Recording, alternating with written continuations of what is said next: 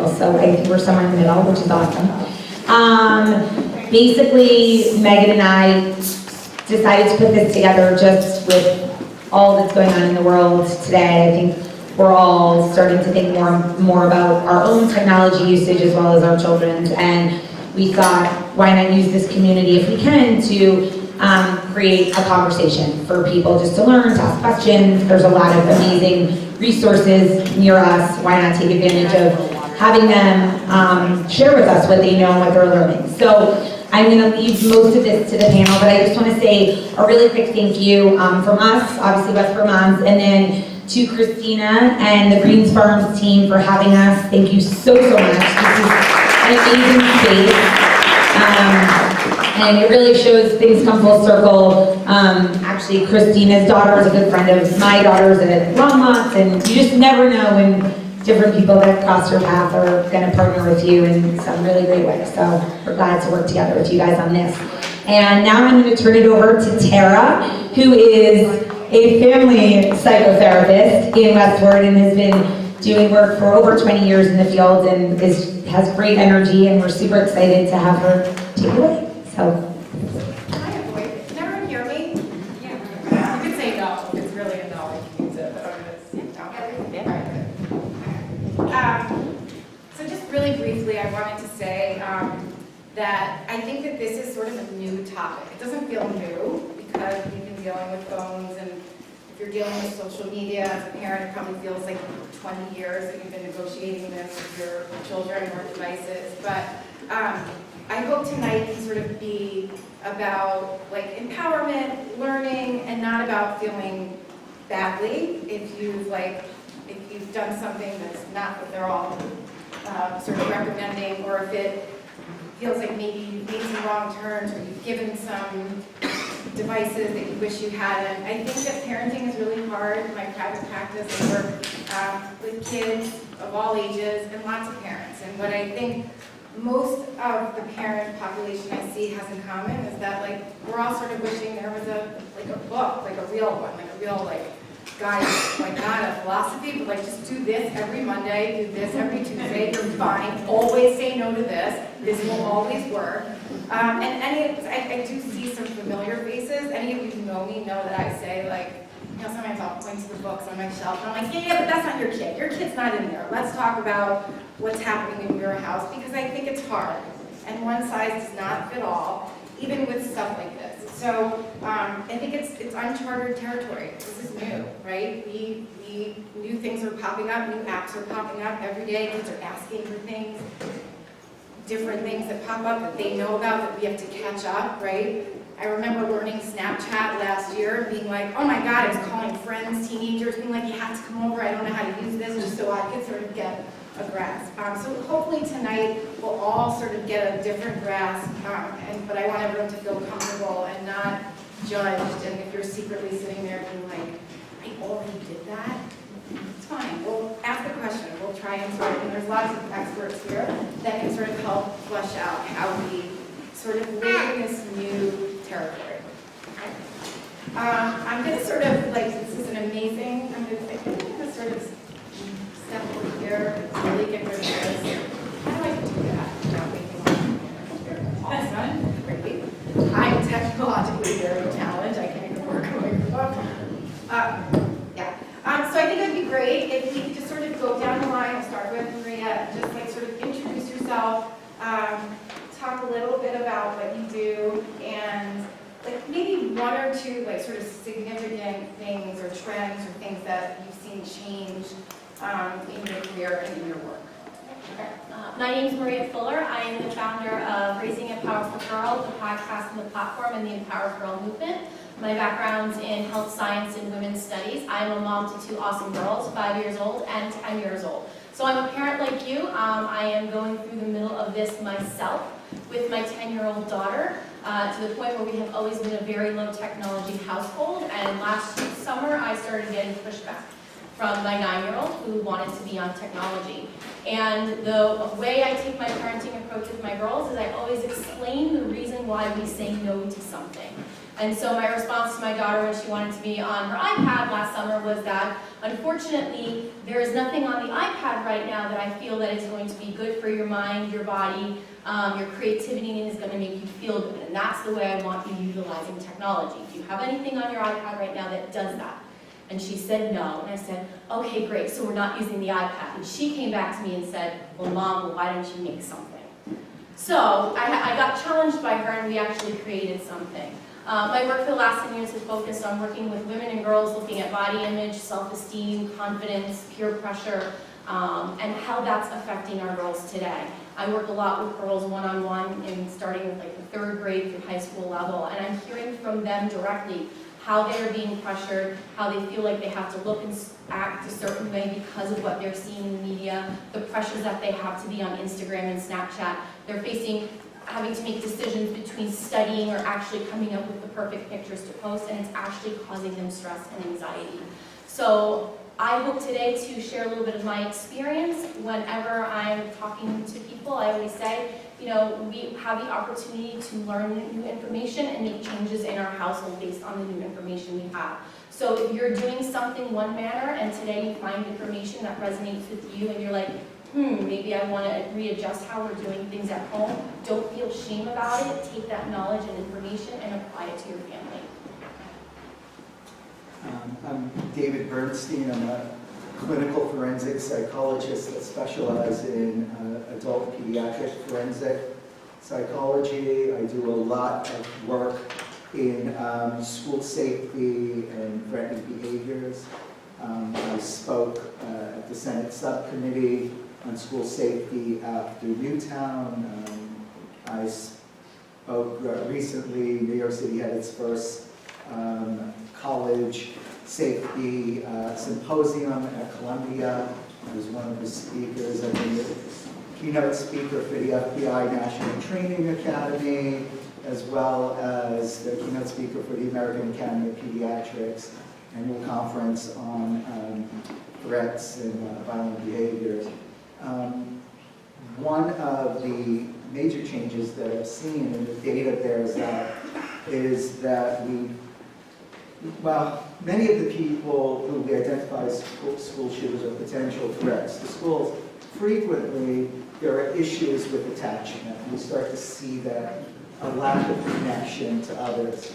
That lack of connection has, over the last 10 years, and the data supports it vigorously, there's been more loneliness, more isolation than we've ever seen. In fact, hospitalizations for suicide-related issues have doubled between 2007 and 2017. It's significant. Among girls, it's at a 30-year high for successful suicide, and many of them on social media. And so what we're starting to see are individuals, kids, who lack social reciprocity. There's actually now a thought of this thing, sort of diagnosis called pseudo autism, to identify this lack of social reciprocity among a group of kids. There's been great research on this, that kids who spend more than 5 hours of screen time daily, when shown a matrix of emotions, people with different emotions ranging from fear to sadness to happiness to the rest of it, can identify them and show videos of adults and humans in social situations. They have a very difficult time identifying those situations. So we're seeing more isolation than ever before in the elementary school level. What we're seeing is less play. And one of the things we know is that play develops empathy. And so we're really starting to see less and less empathy. And this is creating, unfortunately, an atmosphere where school violence, and particularly targeted violence, is more of a threat than it's probably ever been. There's been a big increase in this type of behavior, largely because of this sort of decrease in empathy. Smartphones, computers, There are those who will say, well, isn't this just an evolution? This is how people still connect. Kids are still connecting on Fortnite, right? I know my 14-year-old tells me that all the time. And, but the reality is the data is clear. It's not a substitute for face-to-face contact. And there's less and less of it. I wrote a little thing I can pass around, but it shows loneliness is at a high. Kids aren't driving. Driver's licenses are at an all-time low. Sex is at an all-time low, and unintended consequences. Teenage pregnancy is also at an all-time low. But so is hospitalizations for lonely-related issues. And there's issues like in the 1970s, the average person reported having 3 close friends. Today, it's 1. So it's not only a higher level of anxiety among kids, it's also less opportunity to process that anxiety through friendships. And most guys, I had a new friend since, high school, so, it's kind of wound differently there also. But that's sort of my connection. Hi, I'm Nadja Strider. I'm with the Center for Internet and Technology Addiction. So I'm more on the treatment side. I get to see people of all ages who are either problematic users of technology or qualify for the new ICD designation of video game addicts. So a lot of my job is kind of teasing out which came first, the underlying issues like social anxiety or compulsivity, or just the seduction of technology. And what I've seen, changes that I've seen in the last couple of years are a lot related to the predatory nature of developers, where they're using persuasive technology, even in the young educational or just age-appropriate games. There's something called confirmed shaming. I'm sure you all know that, like, when you look at a website to buy something and it offers you a discount, if you're willing to give them your email address, and you can say yes, or it says, no thanks, I don't want to save money. And you feel kind of like ashamed and embarrassed by that. But on the kids' apps, they've got a little cartoon figure who starts to cry when you don't buy, the package that they're asking you to buy. So there's just that whole predatory aspect is really troubling for me. I am seeing a lot of distracted parenting, which I'm sure you all hear that a lot. So, technology has allowed parents to be home more and physically present more, but the demands that are placed on parents because you can be available and because you sort of trained your world, so people expect responses from you. So you're physically available, but emotionally unavailable more often than you might realize or is desirable for your child. And that's just very, very confusing for them. As David said, I'm seeing increased, skyrocketing anxiety and depression, and just, all kinds of mixed messages. Like, my kids are a little older, and I feel like the messages that parents are getting now, is you need to be hyper vigilant about everything. But at the same time, you're destroying your children because you're helicopter lawnmower parents. And I feel very disturbed by that, because I think a lot of times that just results in either throwing your hands in the air and saying, I don't know what to do, so then you become a less active parent, or your anxiety level raises to a point. I see a lot of parents who, I don't say that your kid is not the issue. It's like, I don't need to see your kid. I need to see you. Chill out. And then I think the other mixed message issue is related to kids, where we've got this relentless parenting going on. We have everybody signed up for a million activities, and we want everybody to be always doing their best, and everything needs to be productive. And it's got, what are you doing is that productive time? But yet they need to be bored, and we're not ever allowing them to be bored. We are not okay with our kids being bored, let alone ourselves being bored anymore, because we don't have to be. So that's a lot of what I'm seeing. It's problematic.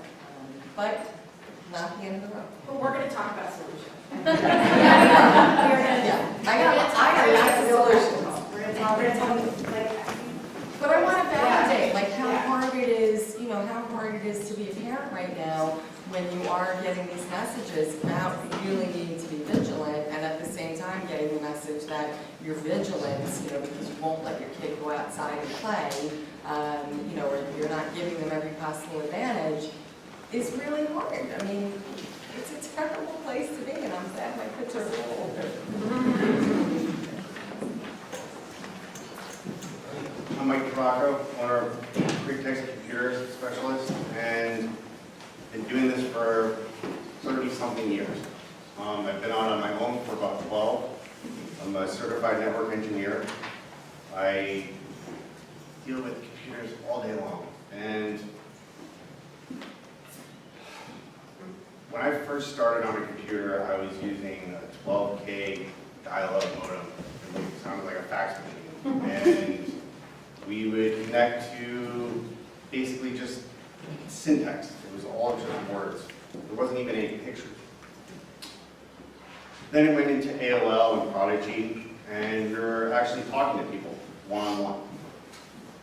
A couple years later, 5, 6 years later, internet kind of came out. It was in every school. But it wasn't in our pocket. And you'd have to drive home to get to it. Now it's in our face everywhere. It's in my pocket. It's down the street. It's in your car. It's everywhere. And I'm hopefully going to help you guys today feel a little bit better about those devices. We're going to go through a little bit of a guided access tutorial on what to do before you hand that device to your kid to keep them in line, basically, or where you want to keep them, so that they're not on the social media network or talking to some weirdo through a game app or whatever. I'm a parent like you guys. I'm only 6 months into it, and I've thought about this. I know you all laugh. I've been thinking about this for years, and with all my clients, I always try to stress stuff to them, and no one's really seemed interested until today. So, to be honest, I'm really happy that all of you people are here, because there are things that you guys can do that are very easy, like super easy. There's programs that you can do. She just told me about a new one that I never even heard of. The problem, though, with programs is that there's one today, there's another tomorrow. I can't tell you what's going to be the best one out there. I really can't. But with your Apple device, you're already halfway there, because they come with parental controls. Your Androids, not so much. It's a little bit, you know, it's a little bit more fine-tuning with it, but the Apple devices are great for your kids. I've been on Apple devices since I was a young boy myself, and they really are geared towards the well-being of your kids. They do have that in mind, and I know that, because they wanted to put all these things in place for that. Even their Safari is, you know, now it's more privacy focused, so they're not tracking you. I do have some handouts in the back on the guided access in case we go through it and you guys don't get it. And I'm happy to help with whatever. Hi, I'm Diane Seaman from Inside Elementary School. I'm a fifth grader, and I'm also in a workshop. So we use technology a lot there, and we do a lot of presentations and write-ups. So this is my stay with you. So we thought it would be great to have sort of our audience here, right? Kids, I think most of you are here because your child has brought up using devices or asked you for something or wanted to do something on their phone or wants iPad time or has told you when all of their friends have the phone. And just talking a little bit with Diane, she's talking about how she doesn't have a phone, she uses technology, and has a really easy question for you. I told her she could sort of teach us, right? Tell us about your social life. Tell all of these people everything you say. That kind of thing, whatever you want to tell us. But you know, tell us how it is to sort of be a fifth grader. How many of your peers have phones? How do you how do you feel socializing without one? And what's it like? Like, what's it like being a fifth grader exposed to all of this and having an iPad to text friends but not a phone? Tell us about that. So around half of the people in my grade have phones. My friends and me don't have phones, but I'm sorry, could she use a mic or something? Yeah. She actually told me she has a lot of public speaking. She did 4 presentations last week, so I'm not worried about that. You can stand.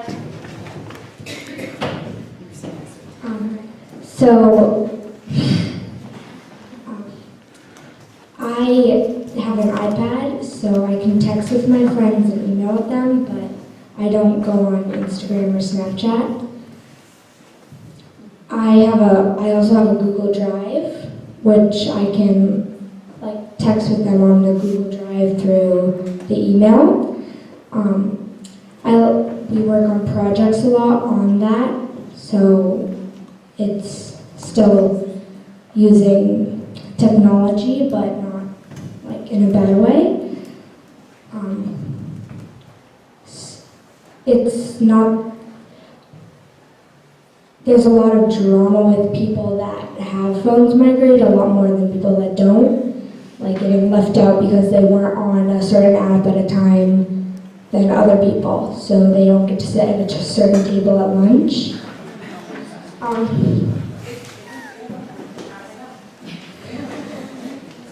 And not getting to hang out with certain people because they weren't in that group chat. Some people also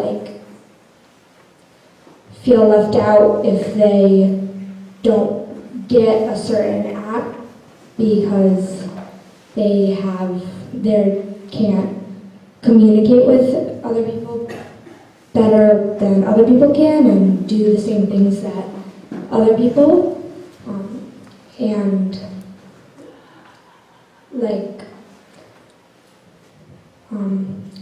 talk with them about the same things or get to know what other people are doing, and they feel left out because of that.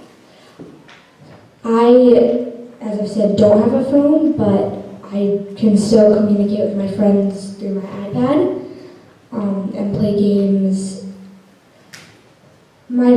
A couple of my friends do have phones, but they don't they usually text or play games and call their family or stuff like that. A lot of people fourth graders and fifth graders in my school mostly have phones. Not a couple of third graders have phones, but not too many. A lot of the people that don't have phones get along just fine with everyone that does have phones. Not really different. And some of my friends that do have phones don't some people that have phones feel that they're they get mad if they don't get to use it as much as other people, so they are upset that they don't get to use more technology when they're already using it an hour a day or something. Yeah. So I think it.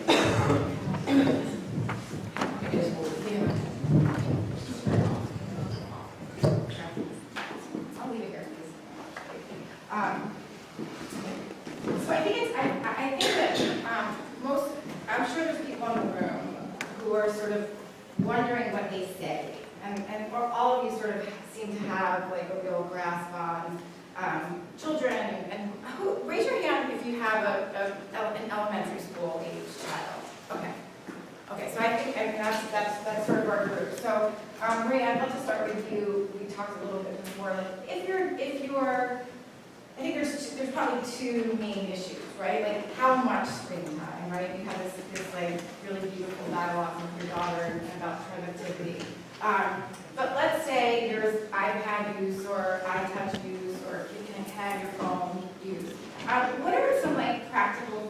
that parents can say to their younger child? And there's a whole host of things that come along with tweens and older kids. But if we could focus a moment on like, what can you say? Like, if screen time has gotten out of control, let's say. How does a parent start scaling it back? What do we say? So I think it first starts with having a conversation with your partner, whoever you're co-parenting, whoever else you're raising your child with, on what do we want this screen time to look like for our child. And for my husband and I, it was like, how do we want them using technology? Like, what is the purpose of us when we decide to give them technology? Is it when we're going on a long car trip and we actually we want to have a conversation and not hear every 5 minutes, are we there yet? That might be one time that we're going to have technology. Do we want them to use technology because they want to learn about something and they want to go on the website and to find out about animals or research or something for school? Yep, I think that's the way that we want to use technology. Are we going to use technology in a restaurant when we're going out to dinner? And we decided no, because during that time we're teaching social skills. We're teaching how to have conversation, that's family time, meal time in our home is technology free. I run 2 major online businesses. My husband works in technical software sales, so if he's actually home, because he's usually traveling, I mean, we're both slaves to our phone a lot of times, but in our home, the phone is not at mealtime. So I think it's first deciding when you want to give your child technology, have a purpose behind it, and then decide how you're going to set up boundaries in your home. So then we had a conversation with our girls. This is when we're going to use technology, and this is when we're not going to use technology. So in our home, unless you have homework on technology, which is only my 10-year-old, there is no screen time Monday through Thursday, unless mom and dad both have night meetings, and that's when we get technology. So for the most part, there's no technology usage in my home. And by technology usage, I mean there is no television, there is no iPad, there is no phone time. If they're bored, they're bored. And that was hard for me because I'm so busy and I'm usually the hands-on parent. So for me, and I've always found that this is a lot of the work on the parent, is offering the opportunity for my child to be bored and learning how to have conversations with them to redirect them to do something else. Because what they're automatically going to go for is they're going to ask for the screen time. And my 4.5-year-old is relentless, and she will still ask. I mean, these are the boundaries how she, was raised, and she will ask, can I have the iPad? No, Aria, your choices are X, Y, and Z. So after establishing the family norm, which I think is such an important, almost first step, right? Yeah. What do we? Then we go through the rules with the girls. Yeah.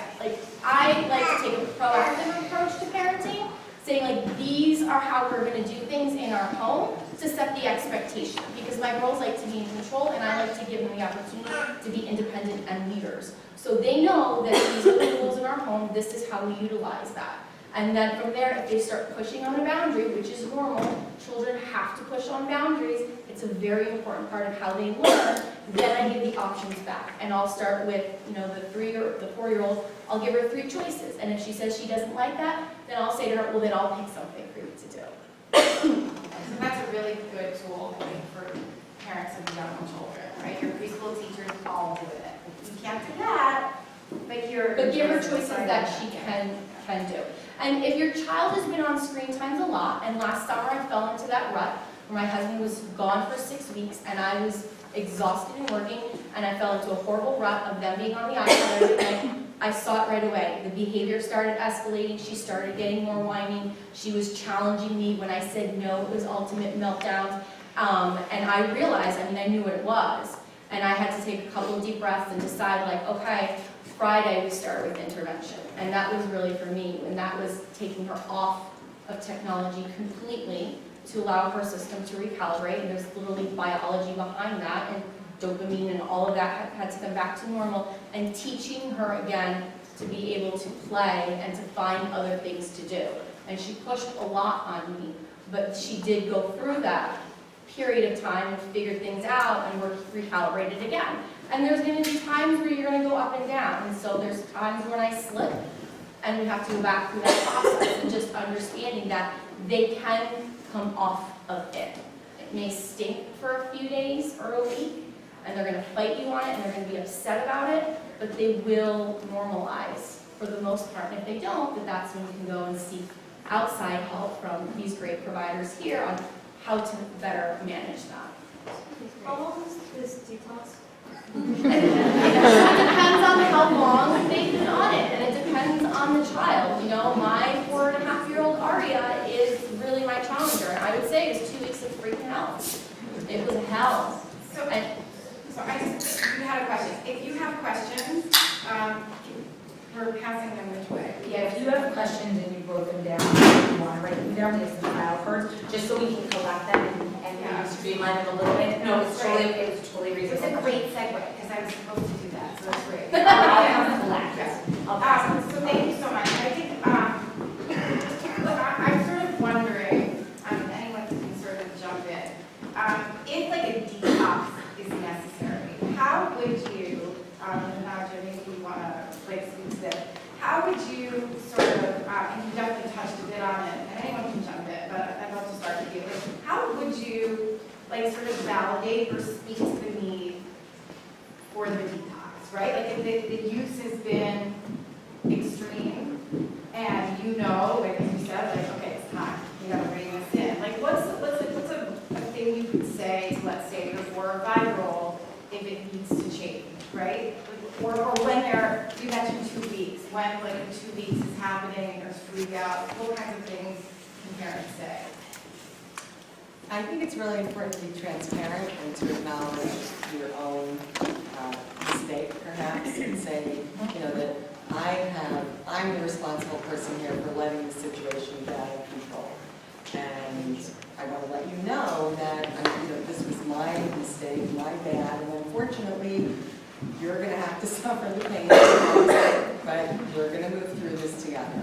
So, you know, you have to decide whether you want to, and again, it depends on the child, depends on what they're using, how long they've been using, age, you know, what you can actually sustain in your family, because if you can't sustain a reduction in use, you know, for a period of time, you can't be consistent with consequences if somebody decides to use when they shouldn't, then, you know, a full detox is probably not a great idea.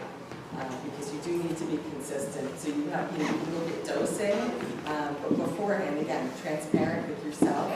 What can I actually handle? What am I going to do? What are my consequences going to be? Not assigning consequences to behaviors that are unrelated to the technology use.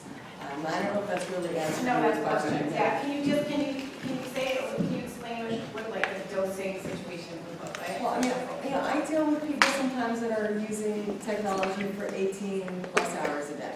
Okay, so, you know, that's, I'm not, you know, everything is not getting done. Nothing's getting done in your life.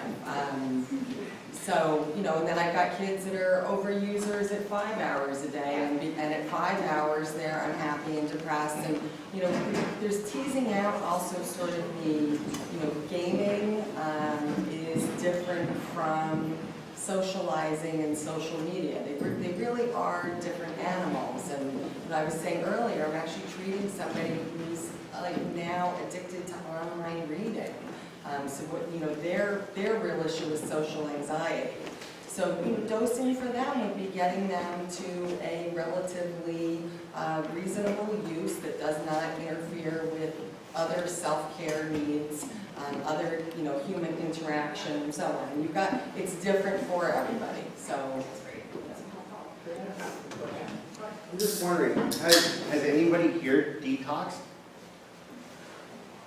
Like a day? 2 weeks? Anybody 2 weeks? I mean, not personally, but I just, I got to. Nobody in here has gone 2 weeks without their phone? My kids had to give up Xbox for Lent. Okay. I went 2 weeks, 2 years ago, I went and worked on a farm out west.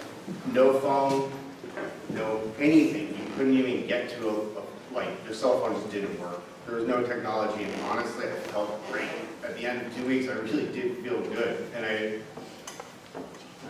don't know, I think maybe everyone should take a little detox for a minute and just remember what it's like not to have these things. You know, this is a tool. It's not, I don't know.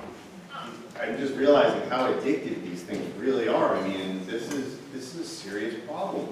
Like, Well, because there's the challenge, and as I'm trying to conceptualize this when I think about, smartphone use, is that we've got all these functional uses. So, unless you're going to go back to a paper calendar and a dictionary and an iPod for your music, you're not willing to carry around all the other things that now this provides as a functional use. You're not leaving your phone. Like, that's it. It's done. This is our world now. So it's a matter of now deciding functional use, emotional use, educational use. Like, that's how I kind of categorize these things, because I don't feel that it's realistic or sustainable to go to day-to-day life in the Northeast without having technology at your fingertips. What were those three categories? Functional, emotional, educational. So I kind of want to jump back to today. David, I think we've got so many parents of little ones in here, and so you talked a little bit about it in your intro. But in this sort of culture, as we're all sort of kind of agreeing, where we use it for so many different things, and it's something that our kids are using it.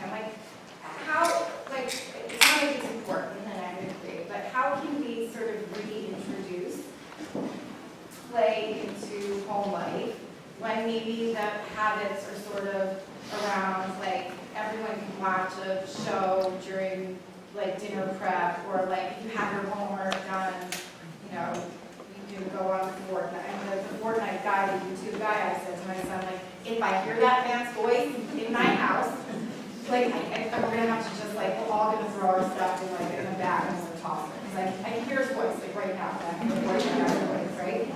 YouTube guy, it's teaching kids how to play Fortnite.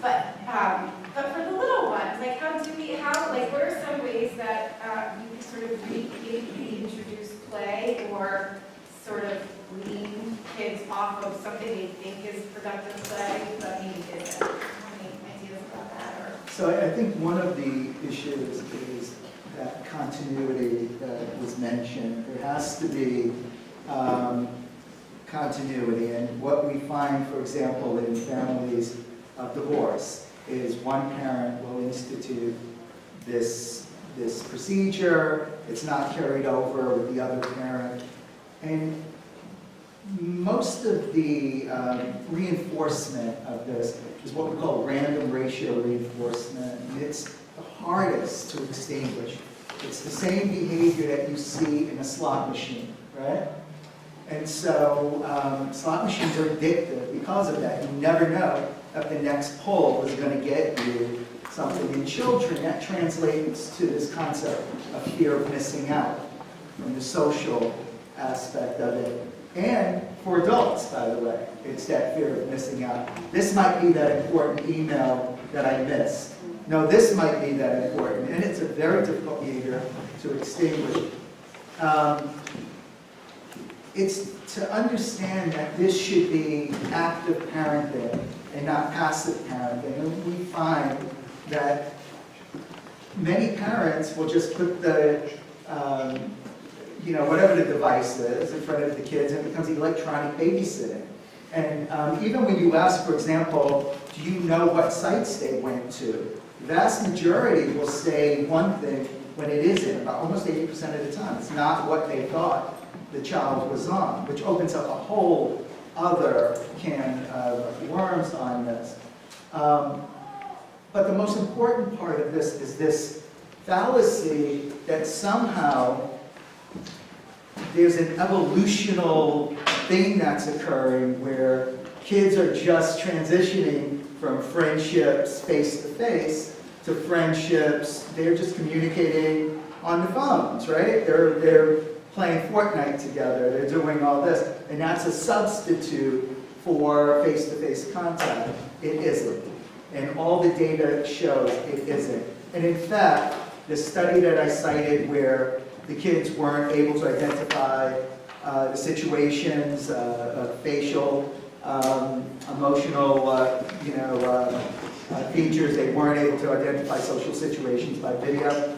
When they separated randomly, took a group of those kids and stopped all screen time. They got the other group as a norm group, and they, for 2 weeks, they basically no screen time, they hung out, that's all they did, face-to-face contact. And then they re-administered. They were significantly better at identifying faces, emotions, and other human connections.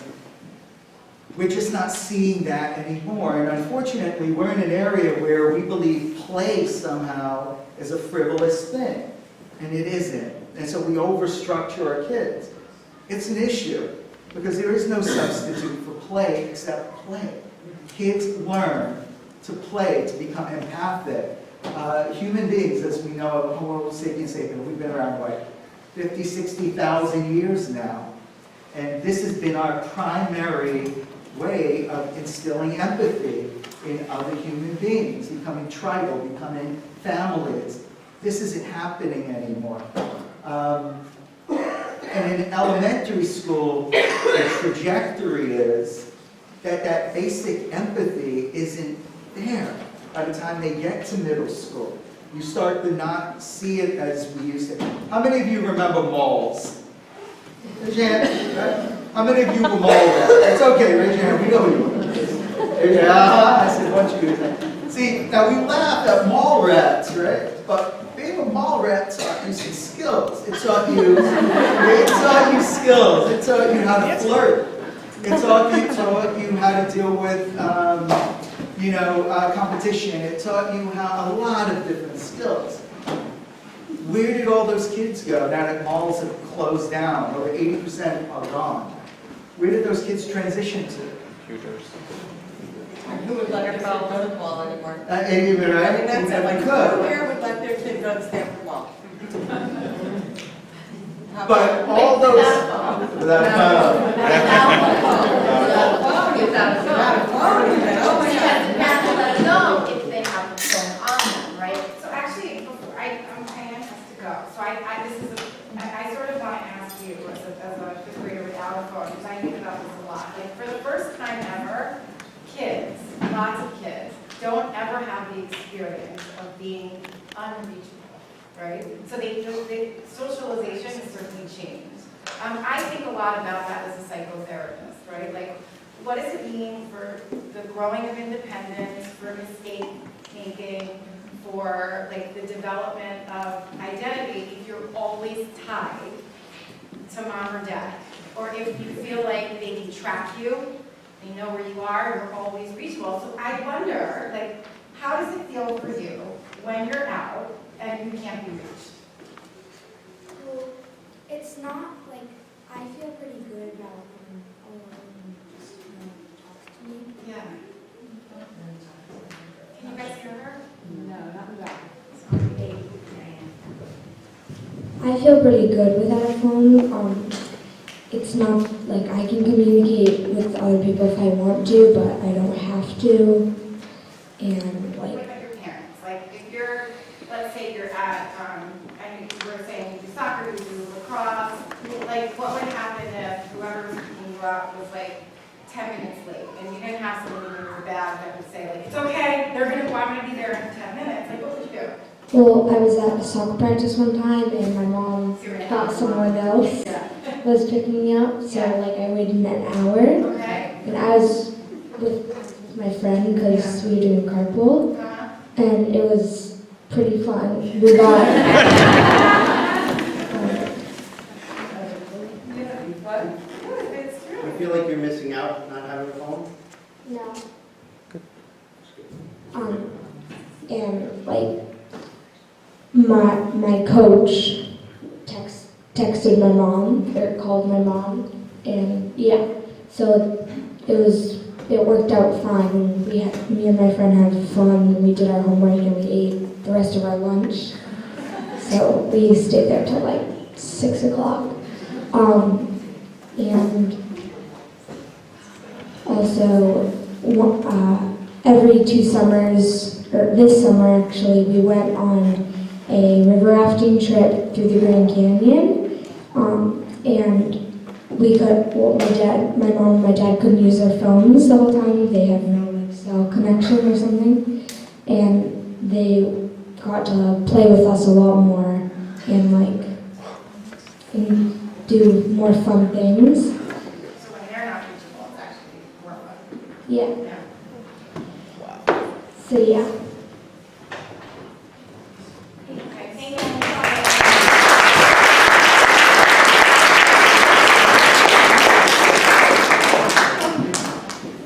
So I think we're gonna get to some questions. Feel free to keep, like, if something comes up and you want to add on. Okay. So if anyone could sort of jump in on this, because I think you all probably have a special take on it. What kinds of, like, actual limitations do you recommend? Like, I think that, as I said at the beginning, we're kind of in the dark. Like, is it an hour? Is it like 2 hours? What? And if it's, do you have an answer? That's okay too. But I think folks are probably curious. Because the person's probably not the only one wondering. Like, what kinds of, like, concrete limitations, if any, do you sort of recommend? I mean, I think it's going to depend on the kid, it's going to depend on your family and the age.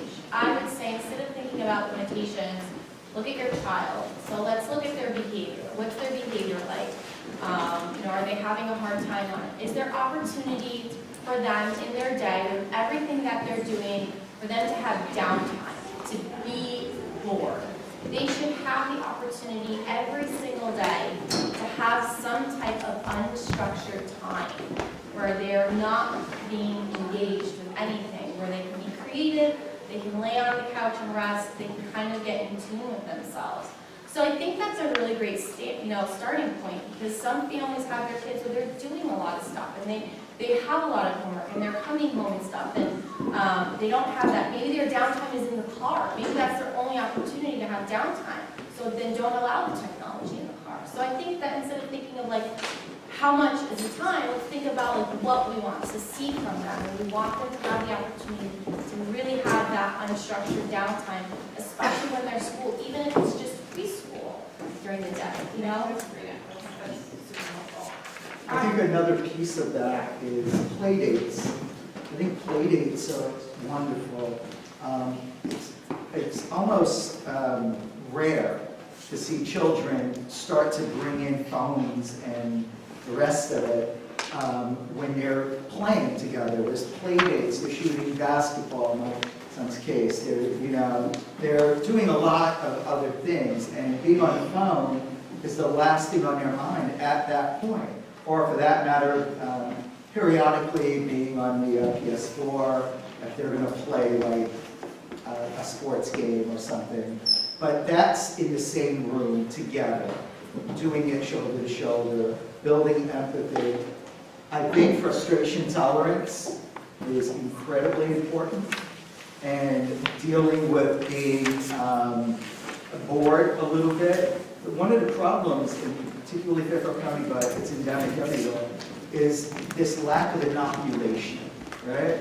Where kids are not overcoming barriers, so they don't have skills. Like when we want to inoculate a child, we give them a mild dose of whatever the virus is, so their bodies build tools to overcome it when they're faced with the real thing, a massive dose of it. We don't do that with children so much anymore. We take away every barrier, and because of that, they don't often, they stymie. And you see it all the time. When they're frustrated, they don't know what to do with that frustration. So what's the first thing they do? Who's the first person they run to? Parents. I can't do this. And I'm talking like, I can't open a pickle jar. I can't, anything that frustrates them, they can't find a way around it anymore. They need to be able to overcome adversity. It's the only way to build, the tools they need. The play dates help them with that. They fall and go down. I love that we keep coming back to play. Because I think Love we all- play. Yeah. Naja, I'd love to sort of ask a clinical question. Are there sort of signs, particularly in young children or adults, of overusage? Like, what does that look like? I mean, I talked a little bit about like sort of the sensory input, the frustration tolerance, but if you're sort of wondering if it's too much, for your child. And I love that you mentioned individualization and looking at what you think your particular child needs. But sort of universally, can you talk a little bit about some signs of too much? Loss of interest in anything else is probably the biggest thing. If that becomes the only interest, or the primary interest, then that's a sign of problematic use. Withdrawal from, family or friends or siblings, isolated behavior, those can be signs. And they can be signs of other things also, but the technology can help fuel it. That's what's kind of so thorny here, is that these things can be happening anyway, but then they can be further fueled by misuse, I'm going to say, of technology. And I think that just in terms of like being bored, I think it's very helpful. Kids need concrete. Do you want to give them numbers of how much tech time is okay? And you do that, and it's different for everybody. I'm going to say not more than 2 hours, period, at almost any age. It depends if they're younger, then less than that. But I think it's also good to give them a time frame on what's board time. This is the time for nothing. Period. We need half an hour every day of nothing time. And I'm going to do nothing, and you're going to do nothing. And then they understand, at least it's got this limit. It doesn't feel so unfathomable for them that, oh my God, how long is this going to go on? And they become obsessed and start to dread that. When they know that it can be over, that's really helpful for kids. So to the extent that you can do that, try that. I have a juicy question. I have a juicy question. I'm going to pick this up. I was going to read it exactly, and then whoever wants to jump in. How can we possibly expect our kids to know how to navigate tech when all they see is how addicted we are? So you talked a little, I think David touched upon modeling and being present, but do you think this person sort of is on to something and has a point, and talk about it a little bit? I think if you start to watch little kids when they're younger, before they really get hooked onto technology, you'll see their body language when a parent picks up a phone, right? They'll be like, "Oh, mom," and a lot of what I teach is the behavior that you model is the most powerful behavior, most powerful way you have of teaching your child. And so I myself am constantly checking myself to see, am I putting the phone down? Am I answering questions? How many of you do this? You're on your phone, you're looking at something, and they're talking, and they're asking you something, you're trying to fix up, you're yes, okay, and you're not really even listening. It's that passive parenting. And so, I've had to find a balance where I said to my daughter, because I get a little ADHD, when you need to talk to me, and I'm going to touch you for a second, and I'm on my phone, I'd like you to put your hand on me, right? So I feel that, and that inputs to me she needs my attention, and I'll say, okay, let me finish this up. I'll finish up what I'm doing, I'll flip the phone over, and I'll give her my presence and attention. And I think that's really important, and setting up the boundaries in our home, like I said, at dinner time, we have a server closet in our house, and so that's where all the chargers go. So technology, even my iPad and my phone, that's not in my bedroom at night. I got old school alarm clock.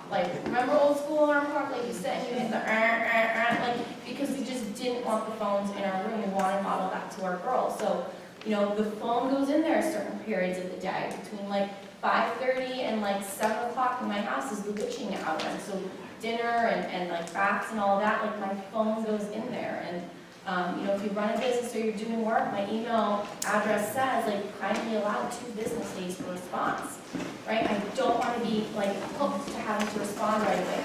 Same thing with text message. And I'm checking myself, am I modeling the behavior I want to show my girls about good technology usage? Am I being present with them? Am I allowing the opportunity for myself to play? How many of you allow opportunity for yourself as a parent to play? Not necessarily with your child, but just to play, to sit down and read a book, to take a bubble bath, to sit outside and listen to the birds and bring them into that. Just creating those little opportunities I think, help them to see that it's okay to detach from it. And it's a good reminder, I think, to ourselves to, challenge yourself this week to just try to put it down a little bit more, to create those boundaries for yourself. It's a really great way to be teaching them as well. I love my bubble time. Children learn what they live, and that's kind of the bottom line on this. And I deal with a lot of parents who have gone through horrible divorces, and often they'll say, but I spend all this time with my child, and this research after research shows one of the #1 complaints from kids is their parents are on their phones too much, consistently. And so when I talk to parents about this, they say, but I spend all day with her and all the rest of it. And I am very quick to point out, your kids don't want your time. They don't want your time. They want your attention, not your time. That being there isn't being there with them. And that's the distinction. And 1 hour of quality time trumps 3 hours of it being in front of your phone with distracted attention, saying, yeah, I'll get to it when I get to it, and not getting to it. It frustrates the kid. It makes you look bad. It's not active parenting the way we want it. My rule is I don't go inside the house. I'll be in the garage until I'm done with that call, and once I go inside the house, the phone goes off. It's, as much as I can. I might look at it, at the end of the night, but that's kind of my rule. But everybody will have their own rule. And there's all kinds of ways of monitoring and technology. We're going to hear about some of the software ways of dealing with it. These are some of my hardware ways of dealing with it. So my son loves PS4. This is a device that you hook up to PS4, and it takes these coins. You can set the time with these coins from 1 minute to 8 hours, whatever you want. You can say how much each one of these coins are worth, and they earn it. They earn their screen time.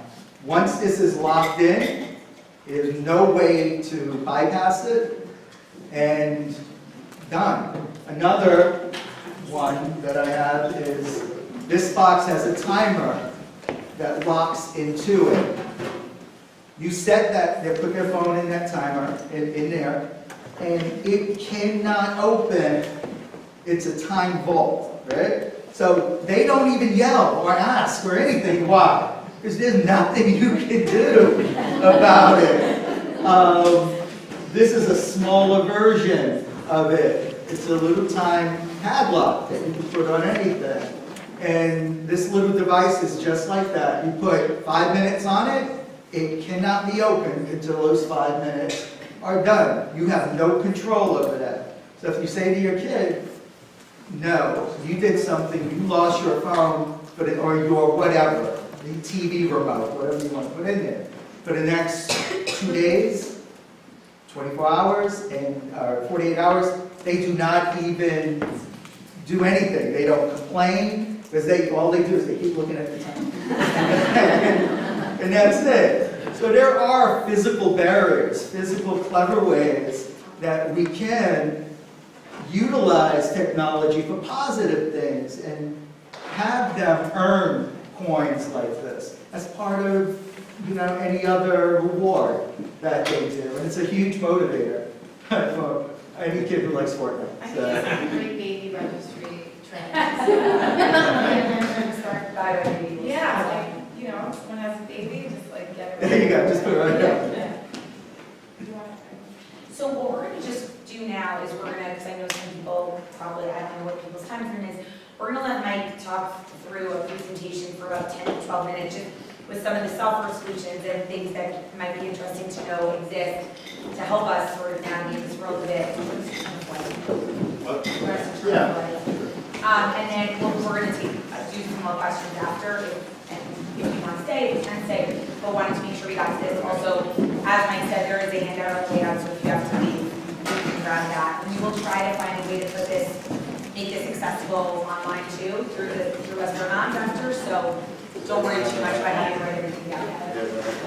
Yeah. Yeah, you Oh, might. yeah, get your phones out, iPads, whatever you want, feel free. If you were putting it away, it'd be tech free. You want me to learn? Ready for the next one?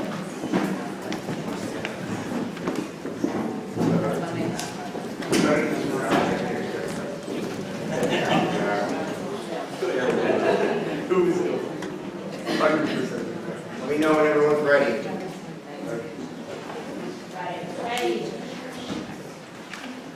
I'll see faces, not illuminated either.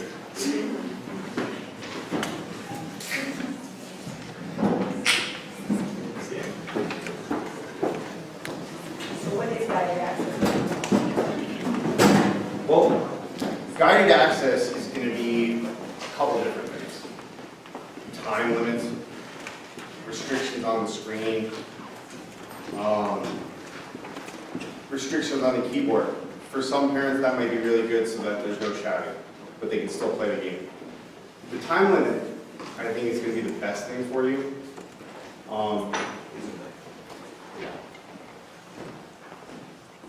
Let's just get them set up with guided access. Go to your settings,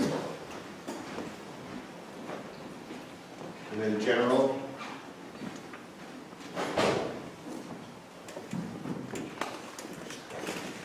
Let me give everyone just a second to get there. It's at the bottom of general. In settings, sorry, in settings it's at the bottom. Select guided access.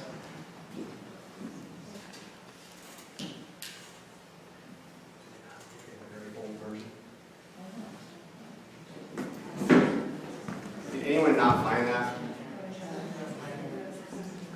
Accessibility is like. General accessibility. And then Yep.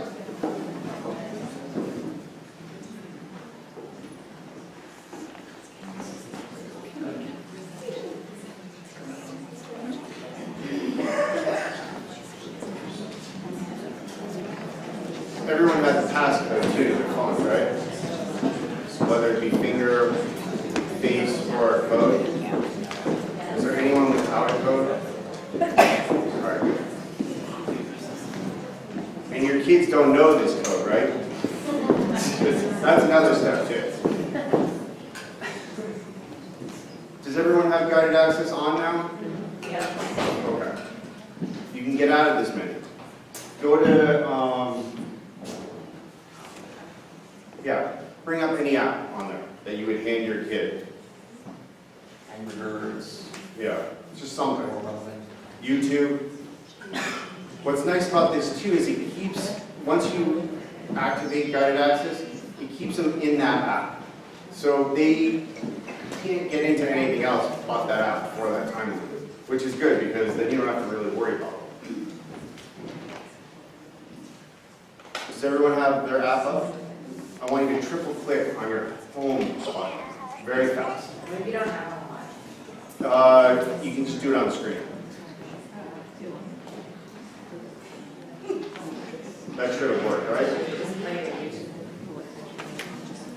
No, yeah?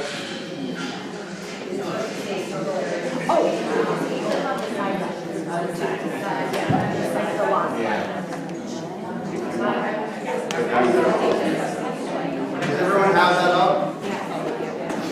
Everyone got it? Okay, so now I want you to hit options.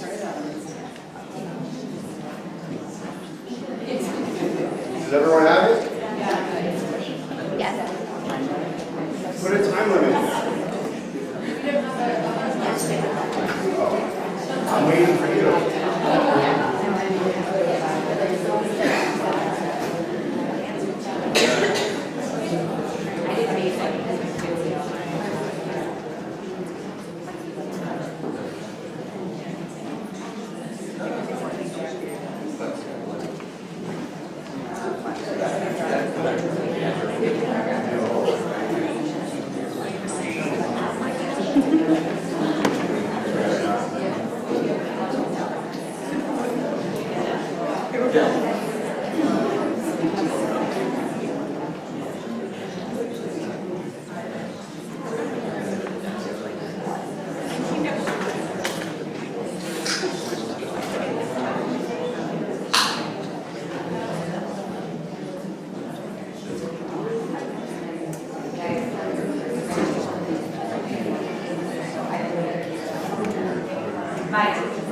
Mike.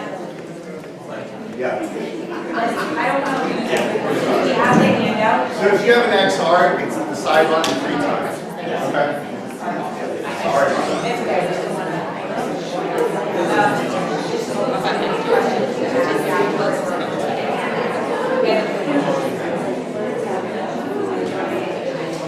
There is a handout.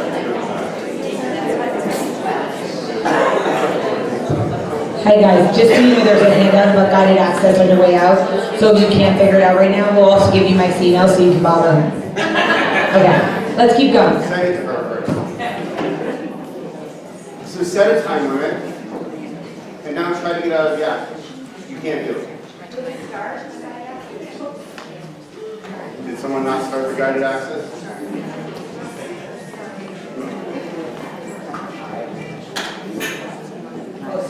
Features. Yeah, I mean, I went over. Street. Yeah, we use street access.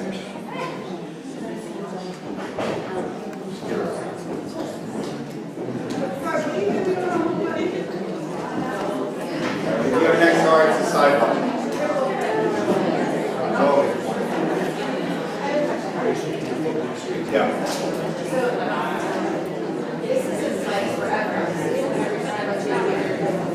Just only with, so, that's it. Is there a way to set a limit that forever on certain apps that you can stuff like that? It's already set. So if you put 10 minutes in there, then tomorrow you want to give it to them again, you would just start the guided access and it's set up for 10 minutes. Even with the keyboard too. So if it's that app without the keyboard, if you go to a different app, it's set for 10 minutes. Screen time though? All right. All right, now we're going to talk about screen time. Thank you. Screen time is going to lock your kids or whoever out of the whole phone. There's certain apps that you can add to not be blocked, like if you want your kid to be able to still text or get a phone call, you can put that aside and it'll be allowed. But everything else is blocked for however long you want to do it for, which is great. On an overall basis for hours of play.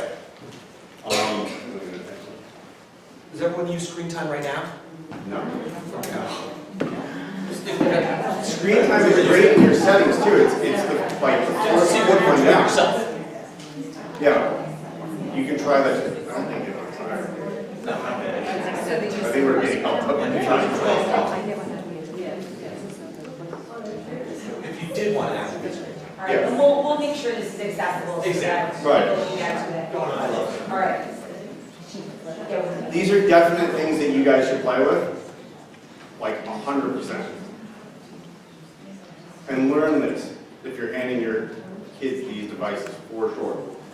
Go to the next one. There are other phones out there that you can give your kids. They're called dumb phones. They're really not that dumb. They have everything but social media. They have, you can call your kids on it.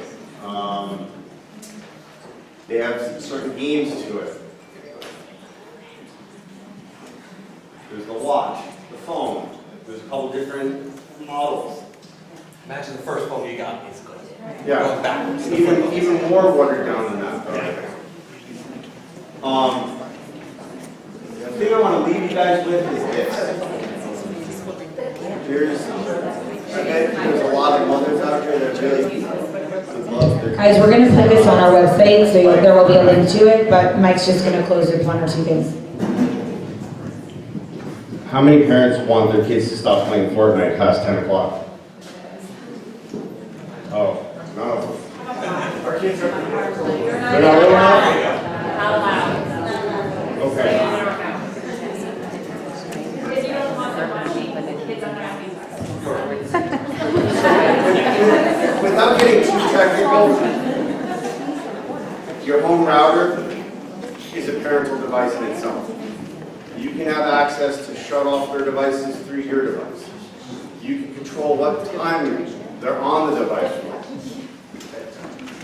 And dad can still have his device going to get going. All right, I see you looking at me like, you can block certain sites. There's actually an add-on to most routers too, which is OpenDNS, which can actually protect you from a lot of the bad sites that are out there. So even if you're home, they can't access adult sites, violence, drugs, all of that stuff. And it's like $20 for the year. And that's a great add-on to your router. Oh yeah, Disney Circle also is a great add-on too. This one's actually device specific. So if he's on the Nintendo Wii or any other thing connects to the internet, you can control, you can stop it, you can set bedtime parameters, you can do keyword searches to see if, like you said, drug, alcohol, self-harm stuff comes up, and it's all recorded on your app, on your phone, almost like a news feed of what they're doing, what website, what YouTube videos are watching. If you want to go that deep, you can see everything. But I'll leave it to you guys now. How far you can go. I can only do so much for you. It's really going to, what they said is really where it's at, and I'm going to take their advice more than my own advice, to be quite honest. I can only keep you guys so much secured. You're going to have your friends' kids who are going to know the workarounds. Okay? To get out of that app right there, the guided access, all you have to do is restart the phone. And they're back doing whatever they want. So even though it's good, eventually they're going to find out about this stuff, and they're going to work it out, and they're going to get around it, and they're going to be doing sneaky things behind your back. You're going to have to kind of be engaged with them a lot.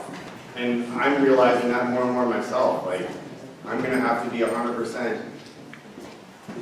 Yeah, very.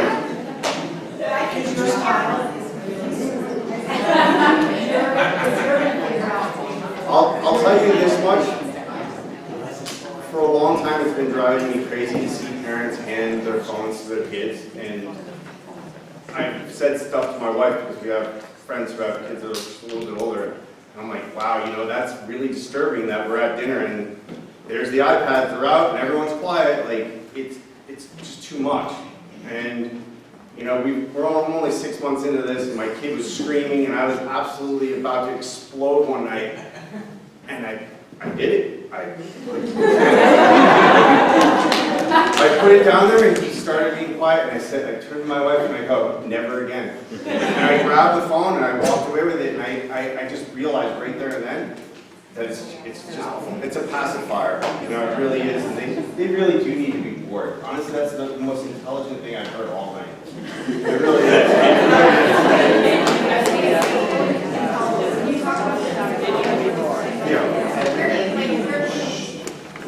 I feel like everybody has some interest in like getting one, or where do you get them, what's on it, what's the, how do you get it, where do you get it?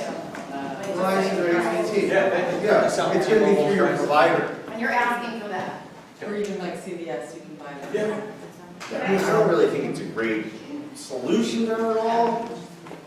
I think that some parents are probably trying to think about how they transition, right? So, I think that like this has, in some sense, like gotten away from us, right? Like it was something that. This little girl that was sitting here Yeah. is the star of the show. Well, right, and like, She really is. really just talking to her mom and dad. But I agree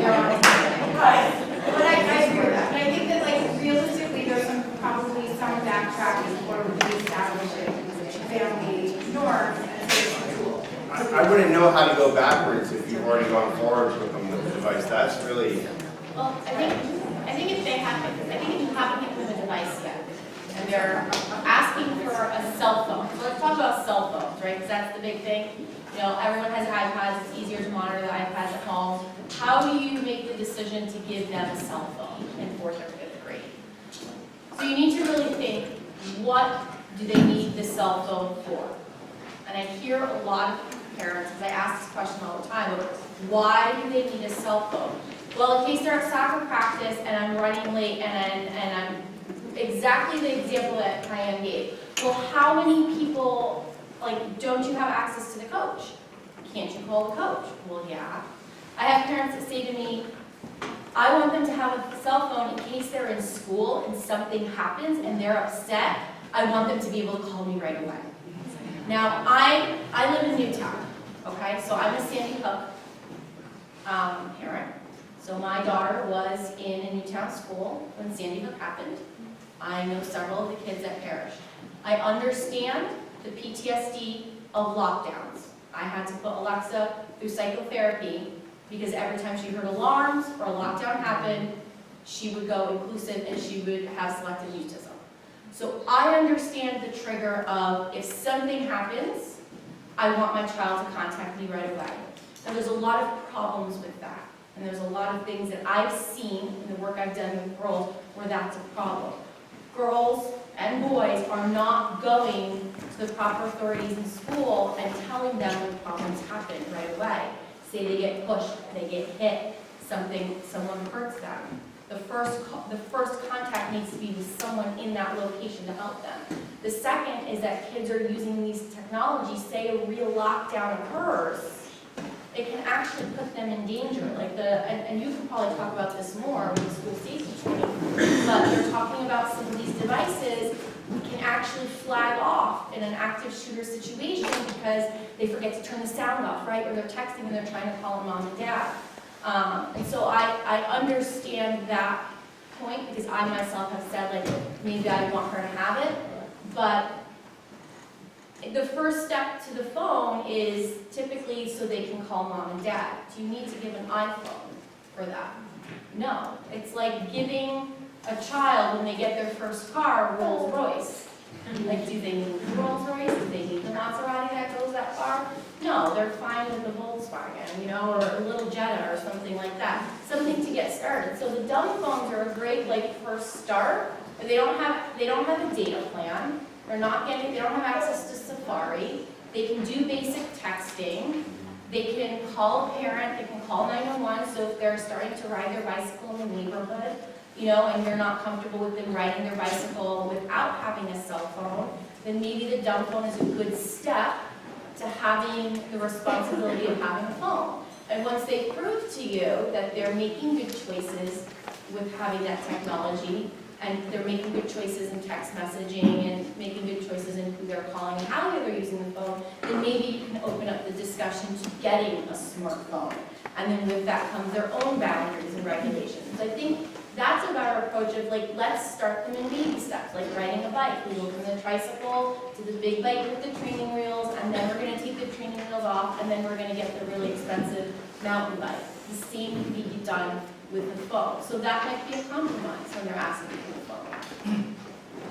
Can I just ask a general question of all of you? And I have 4 kids ages 1.5 to 10, so I'm heading into the next phase of middle school in a couple years.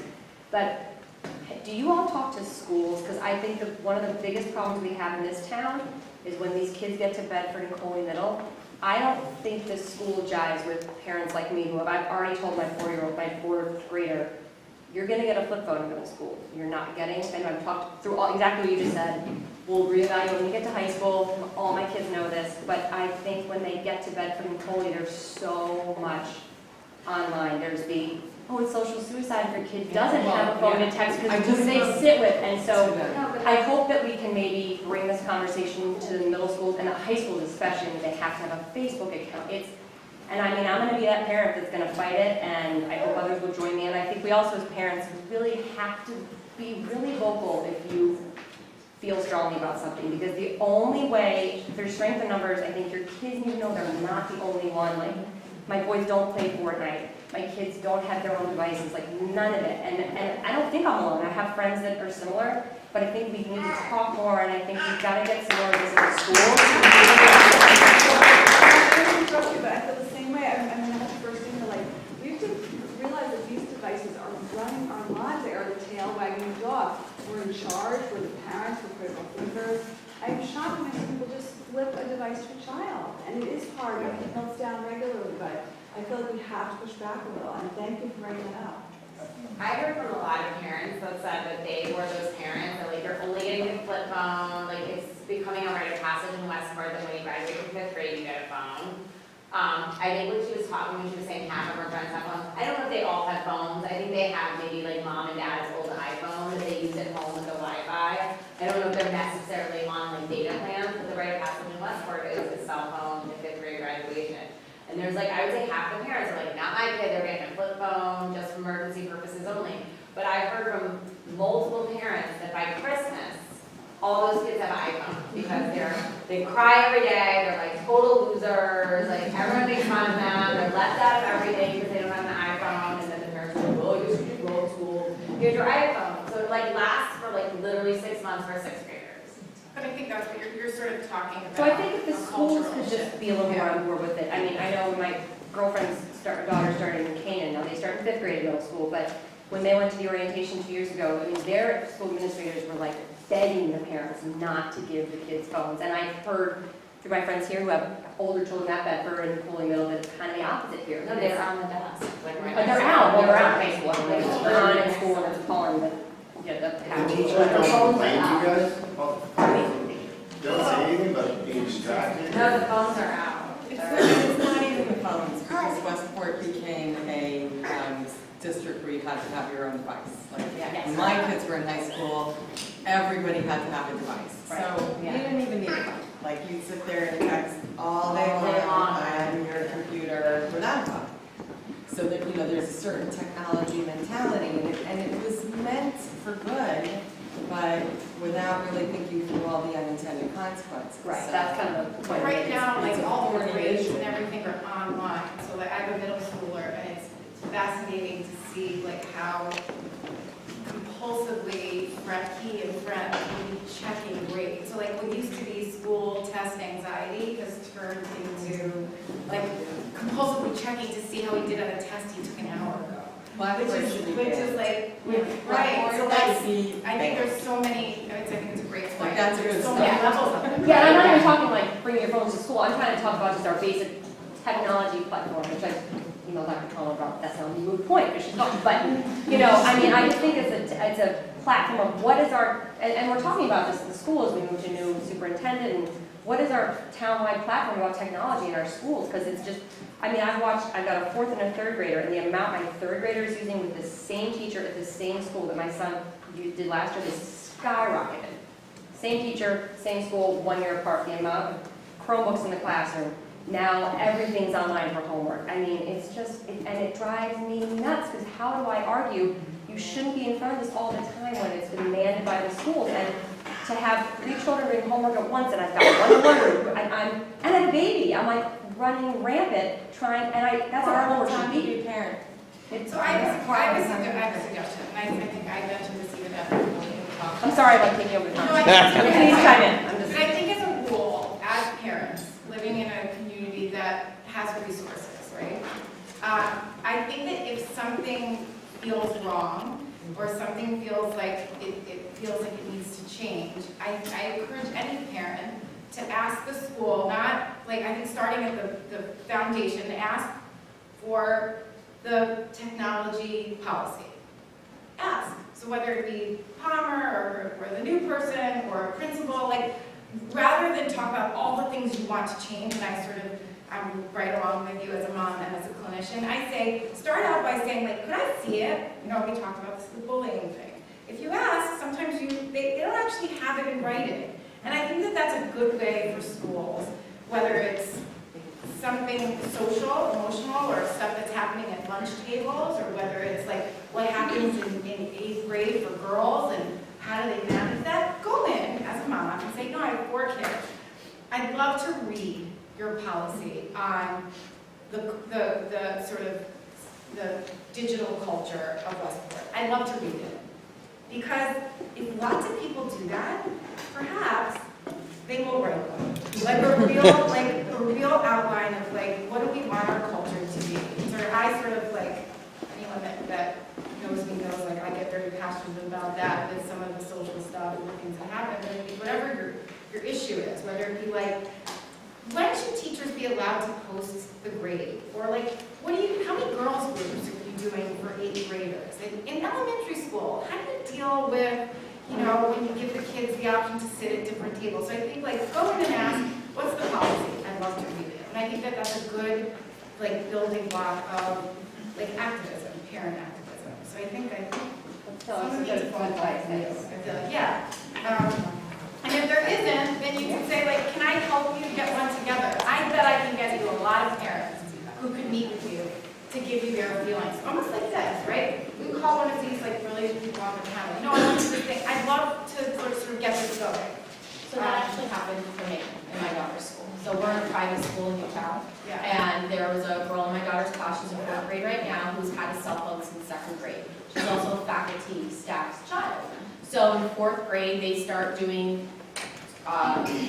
sporting events, and they were on the bus. And my daughter came home talking about how she was on her phone on YouTube, and she had seen some inappropriate things. So my response back to the teacher was, I'd like to know about the technology policy in 4th and 5th grade, because I was under the presumption that they were not allowed on school premise. Because I know in our middle school, when the middle schoolers come in, all of their cell phones come in and they go into a box, they're locked and put into a cabinet for the day. And they get them when they leave. They do have Chromebooks that they work on, but it's only periodically. So I brought this up to the teacher, and the teacher said, well, we don't actually have a technology policy for 4th and 5th grade because this hasn't really been a problem yet, right? And this is what we're talking about. Technology is changing so fast. Children are getting, they're growing up so much faster. They're doing things now that 5 years ago they weren't getting until 8th grade. You know, 5 years ago they would get their cell phone 8th grade graduation, right? And now it's 5th grade graduation. So sometimes it's just saying like, hey, this is happening. And it may not be that the school isn't aware, because they're aware. They see it, but it may be like, we're seeing it now. Now it's time to write something. And so because of that, just asking the question, they said, well, now we're actually going to put something in writing. And the policy is that they're not allowed in 4th and 5th grade. There's no reason to be having them in the classroom. Something happens, we'll call mom and dad.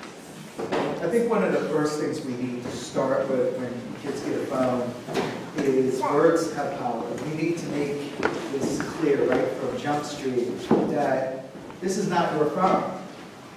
That's number one. This is not your phone. This is my phone. I'm letting you borrow this phone.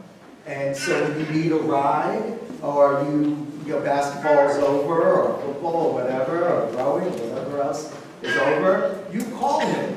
But look, how many of you have had this? When I call you and you don't answer, right, it is not being used the way it was intended to be used. The fact that you get to talk to Fred, that's peripheral. It's not its intended use. Its intended use is for you to be there when we need you to be there. That's our phone, not yours. The other thing, and this one I get a lot, I do a lot of these threat assessments throughout the country. This is Jeff Gale, one of my colleagues, who's actually the director of school safety training for the state of New Jersey. And we are a lot together. And one of the questions I get asked a lot is, so, Dr. Bernstein, my child, their privacy is just so important. I don't want to see, right? That's an invasion. Oh my God. And this is in Fairfield County even more than when I did it in Orange County in California. And it's amazing. And I look at them and as sincerely as I can, and I say, they don't have privacy. They do not have privacy. Their brain, the frontal lobe of their brain, that part that allows us to do good cost-benefit analysis, to make good executive functioning decisions, to be able to keep yourself out of trouble, to weigh pros and cons, isn't developed, possibly until your mid-20s or after. So until then, you do not get privacy. You know why? Because until then, I'm your auxiliary frontal lobe.